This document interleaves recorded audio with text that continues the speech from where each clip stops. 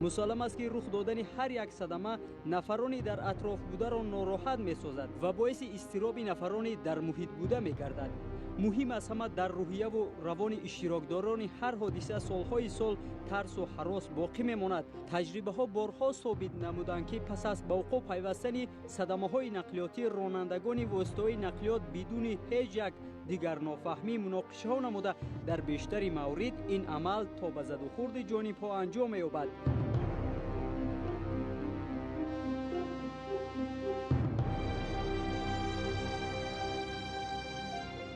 ضرورت به حضور شرکت ناظر بازرسی دولتی اتومبیلی عاجلاً به مکان حادثه پیدا می‌گردد.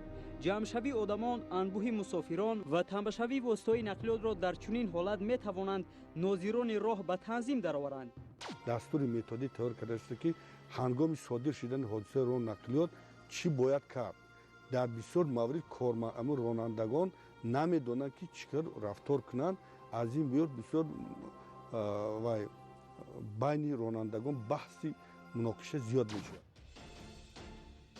به بیمارخانه انتقال دادن معیوب و مجروحان حادثه ها اگرچه از جانب نقلیات های یاری تجلی صورت میگیرند، شروع از سازمان دادن نقشه جای حادثه و از راه برآوردن افت های به صدمه دچار گردیده باشد کار و مسئولیت ناظر بازرسی دولتی اتومبیلی است. طبق طلبات قانون جمهوری تاجیکستان درباره بی‌خطری حرکت در راه، راننده وظیفه‌دار است پس از به میان آمدن حادثه نقلیاتی باید به مکان حادثه حتما ناظر بازرسی دولتی اتومبیلی را دعوت نماید تا مناقشه و یکدیگر نافهمی من بعد پیدا نگردد.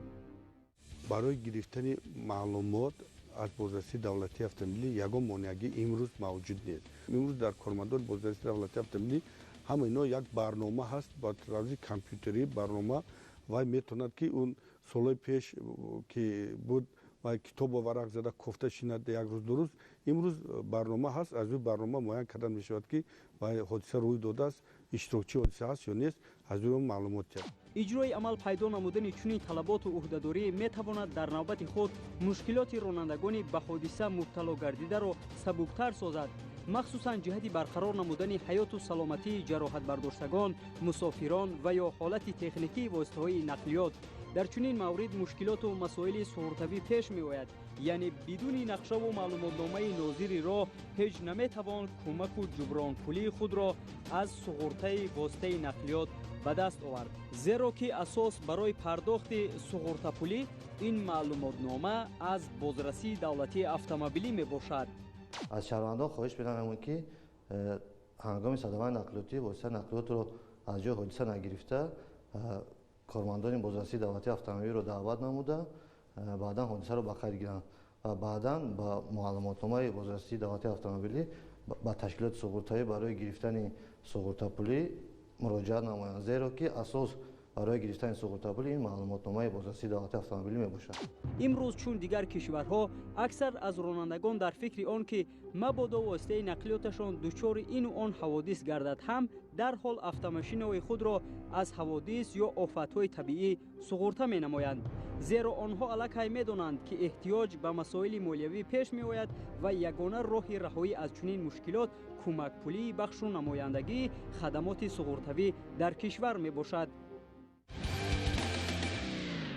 تأسف آور آن است که رانندگان واسطه‌های نقلیات بیشتران وقت نقلیات خود را از بخش سقوطی نمیگذرانند، یعنی نقلیات خود را به قید سقوطی نمیگیرند که در نتیجه حیات و سلامتی خود و واسطه نقلیات خود را پس از رخ دادن صدمه‌های نقلیاتی برقرار ساخته نمی‌توانند.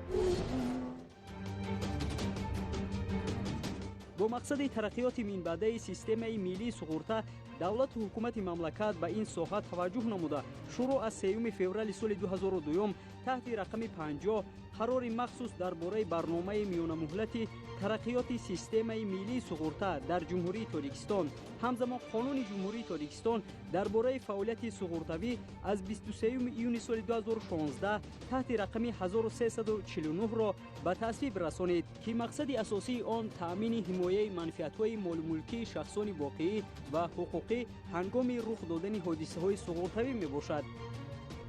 در برآمد خود پیشوای ملت اساسگرای صلح و وحدت پرزیدنت جمهوری تاجیکستان محترم امامعلی رحمان قید نمودند بخش سقوطه яке аз унсурҳои муҳими таркибии бахши молиявии иқтисодиёти мамлакатҳо ба ҳисоб рафта метавонад дар муносибатҳои бозорӣ ба ҳалли масъалаҳои мубрами иҷтимоии иқтисодӣ мусоидат намояд. дар ин замина ташкилоти суғуртавии суғуртаи аввалини миллӣ санаи 28 апрели соли 2016 таъсис дода шуда дар марҳилаи фаъолият ширкат дар бозори суғуртавии ҷумҳурии Тоҷикистон мавқеи устуворро ишғол намудааст. имрӯз мутахассисони ин бахш ба 21 навъу намудҳои суғурта кор мегиранд ва 6 намуди он ба соҳаи нақлиёт равона гардидааст. муҳимтарини он суғуртаи ҳатмии масъулияти шаҳрвандии соҳибони воситаҳои нақлиёт унвон мешавад. полиси суғуртаи ҳатмии масъулияти шаҳрвандии соҳибони воситаҳои нақлиёт танҳо масъулияти ронандаро дар назди шахсони сеюм ки дар расонидани зарар ба ҳаёт саломатӣ ва ё амволи онҳо гунаҳкор мебошад суғурта менамояд ва барои суғурта намудани худи воситаи нақлиёт бошад бояд ронандагон полисҳои суғуртаи ихтиёрии воситаи нақлиётро дастрас намоянд ва воситаи нақлиёти худро аз ҳодисаҳои нохуш ва офатҳои табиӣ суғурта намоянд.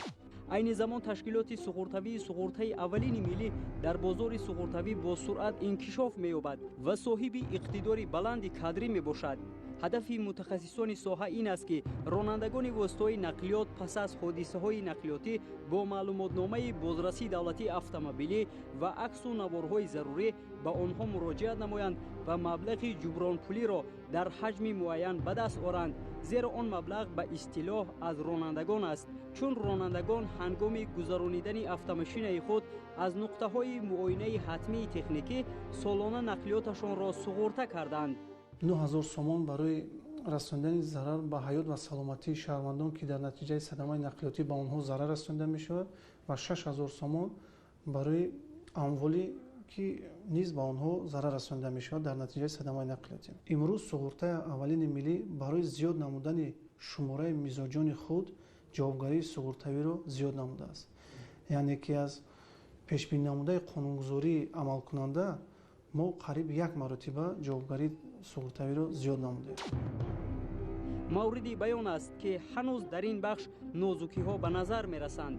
ронандагон пас аз рух додани садамаҳои нақлиётӣ дар ҳоле ки нозири роҳро ба макони ҳодиса даъват созанд, баръакс автомошинаи худро ба зудӣ аз нуқтаи бархурд ва ҷои ҳодиса канор мегузоранд ки дар натиҷа муноқишаву якдигарнофаҳмиҳо ба миён хоҳад омад.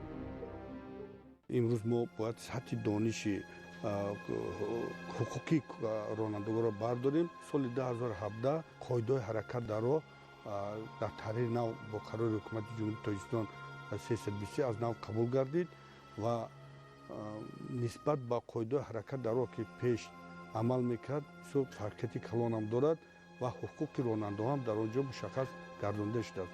дар баробари уҳдадориҳо ҳуқуқҳои онҳо аст.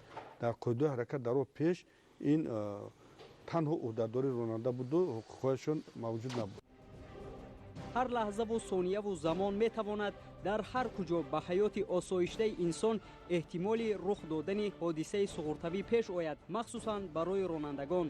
вайроншавӣ ва ё нобудшавии воситаҳои нақлиёт, қисмҳои техникии он ки дар натиҷаи садама ва дигар ҳодисаҳои роҳу нақлиёт дар мисоли сӯхтор, таркиш, офатҳои табиӣ, афтидани ашёҳои дигар, шикастани воситаҳои нақлиёт тавассути таъсири ҳайвонот, инчунин зарар дидани воситаи нақлиёт дар натиҷаи амалҳои ғайриқонунии шахсони сеюм суғурта карда мешавад. дар ин ҳол имконияти гирифтани ҷуброни суғуртавӣ ҷой дорад, дар сурате ки агар шахс воситаи нақлиёти худро ба суғуртаи ихтиёрӣ фаро гирифта бошад. суғуртаи ҳатмии масъулияти шаҳрвандии соҳибони воситаҳои нақлиётро дар асоси натиҷаи таҳлили хавфҳо, маълумотҳои омории оиди садамаҳои роҳу нақлиётӣ ва баҳодиҳии коршиносонаш тартиб дода, маблағи суғуртавии ин намуди суғуртаро дар доираи талаботҳои қарори ҳукумати ҷумҳурии Тоҷикистон таҳти рақами 264 аз 10 июни соли 1996 то ба андозаи 15000 сомонӣ дар мувофиқа бо мақоми ваколатдори давлатӣ муқаррар намудааст. бо мақсади огоҳии пурраи соҳибони воситаҳои нақлиёт пайваста аз ҷониби коршиносони соҳа курсҳои омӯзишӣ роҳандозӣ мегардад. дар ин ҷамъомад баррасӣ гардид ки агар ронандае ки воситаи нақлиёти ӯ бар асари садамаи нақлиётӣ ё дигар ҳаводис зарари техникӣ мебардорад, ҳамчунин дар ин баробар ба ҳаёту саломатии ронандаву мусофир таъсири манфӣ мерасад, бо муроҷиат ба бахши пардохти суғуртаи аввалини миллӣ ба ронанда бо миқдори ҳаққи суғуртавӣ 15 000 сомонӣ ҷуброн карда мешавад. чанд мартиба ба воситаҳои нақлиёте ки дар ҳангоми садамаи нақлиётӣ зарари техникӣ расонда шуда буданд ва ба шаҳрвандоне ки дар садамаҳои нақлиётӣ ҷароҳати ҷисмонӣ бардошта шуданд маблағҳои суғуртавӣ пардохт карда шуданд. тавре масъулин иттилоъ доданд, аз ибтидои сол то кунун маблағи кӯмакпулии суғуртаи аввалини миллӣ ба шаҳрвандоне ки дар натиҷаи садамаи нақлиётӣ зарар дидаанд зиёда аз 12 миллиону 443 ҳазор сомониро ташкил медиҳад. ин бахши муҳим бармеояд ки танҳо аз ибтидои сол то имрӯз беш аз 2500 нафар вобаста ба ҳар мавзӯъ қазия муроҷиат намуданд ки аз ин шумора 35%-ро суғуртаи воситаҳои нақлиёт ташкил медиҳанд. пас маълум мегардад ки садамаҳои нақлиётӣ дар кишвар нисбат ба дигар ҳаводис зуд ба миён меоянд. ба ҳисоби миёна агар ҳамасола дар кишвар 1445 ҳодисаҳои нақлиётӣ бо паёмади маргу мир ба қайд гирифта шавад, аз ин шумора табиист ки беш аз 3000 воситаҳои нақлиёт зарари вазнини техникӣ мебардоранд. ғайр аз ин воситаҳои нақлиёте ки ҳамарӯза дучори ҳодисаҳо мегарданду аз ҷониби ниҳоди бозрасии давлатии автомобилӣ ба қайд гирифта намешавад, он ҷанбаи дигари мавзӯъст. танҳо дар зарфи 5 моҳу 20 рӯзи соли ҷорӣ дар роҳҳои автомобилгарди қаламрави кишвар 475 садамаи нақлиётӣ ба вуқӯъ пайвастааст ки дар пайи он 165 нафар ҳалок гардида 503 тани дигар ҷароҳат бардоштанд. мавзӯъу баҳси барқарор намудани саломатии ин шумор ҷароҳатбардоштагон ва ҳолати техникии воситаҳои нақлиёт воқеан дар замони кунунӣ ба як масоили умдаву рӯзмарра табдил ёфтааст.